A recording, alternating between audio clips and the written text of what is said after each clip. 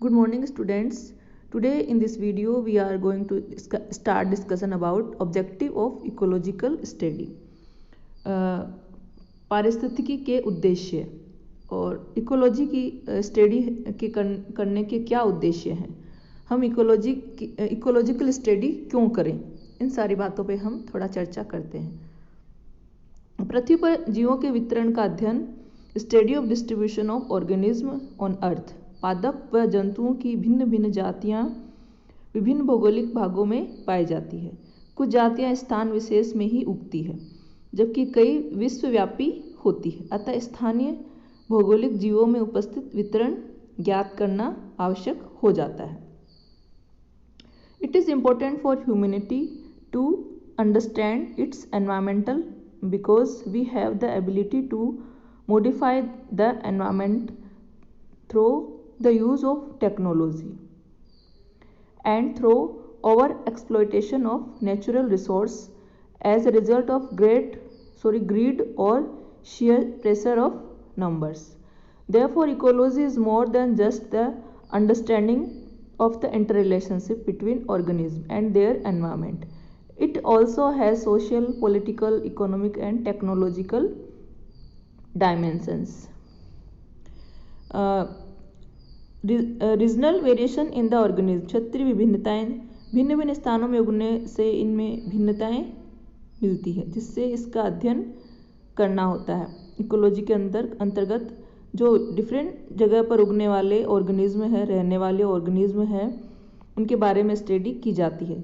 और temporal change in the occurrence, abundance and activities of organism, जीवों की उपस्थिति, बाहुल्यता व क्रियाओं में टेम्पोरल परिवर्तन, जीवों की समष्टि व सामुदायिक पारस्परिक संबंध, inter relationship of population and community of organism, जीवों की समष्टि व सामुदायिक पारस्परिक संबंध किस तरह के होते हैं और इनके संबंधों के बारे में अध्ययन करना इकोलॉजी के अंतर्गत स्टडी की जाती है।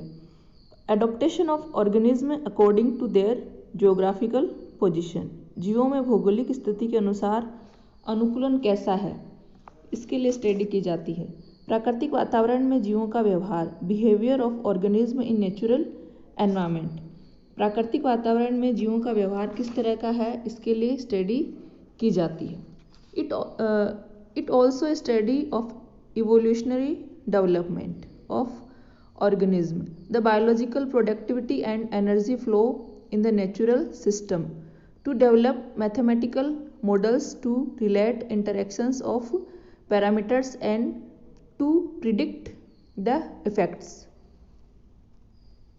तो इस तरह से इन सारी बातों को देखते हुए ये बहुत ज़रूरी है कि इकोलॉजिकल स्टडी क्यों की जाती है, इससे कि ये बहुत ज़्यादा इम्पोर्टेंट है कि एनवायरनमेंट के बीच में ह्यूमन का एक दूसरे के प्रति रिलेशन कैसा है, एनवायरनमेंट के प्रति ह्यूमन कैसा रिलेशन रखता है और उसके बाद में एनवायरनमेंट का ह्यूमन पे क्या इफ़ेक्ट पड़ता है।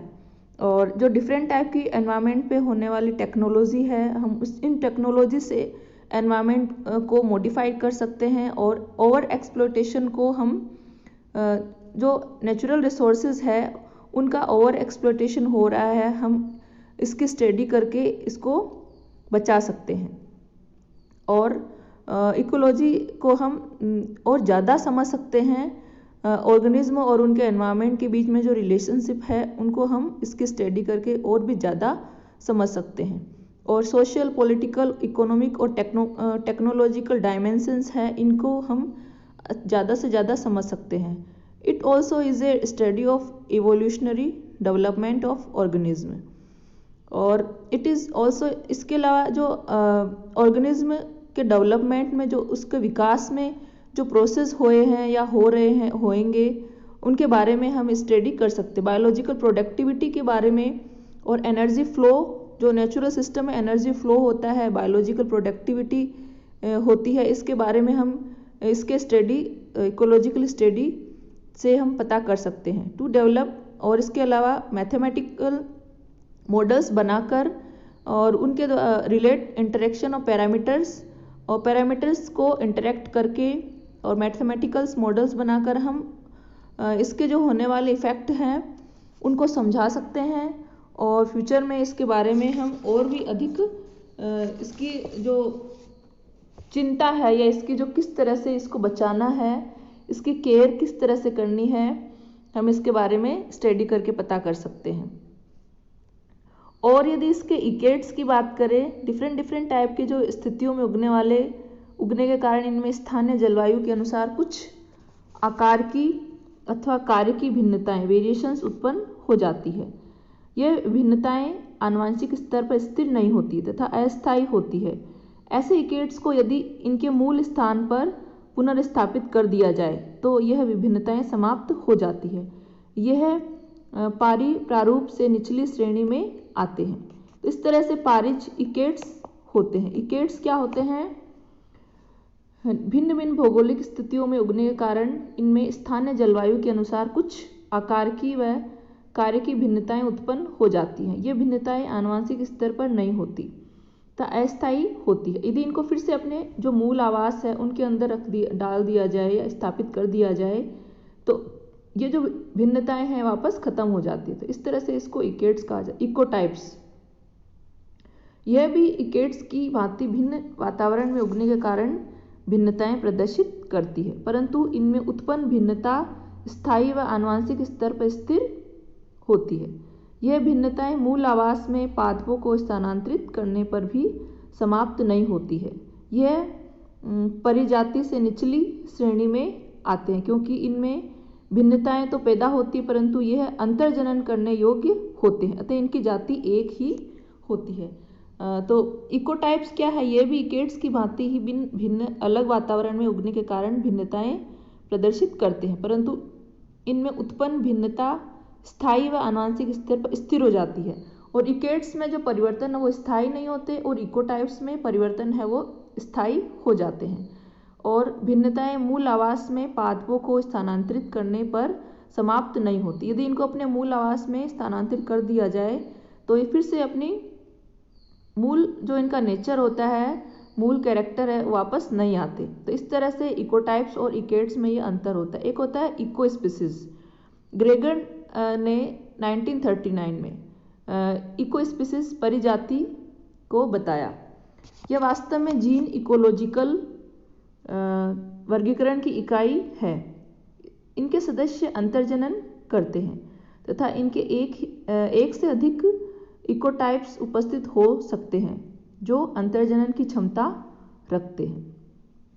तो इको स्पीसीज क्या होती है? Ecological unit of gene ecological classification.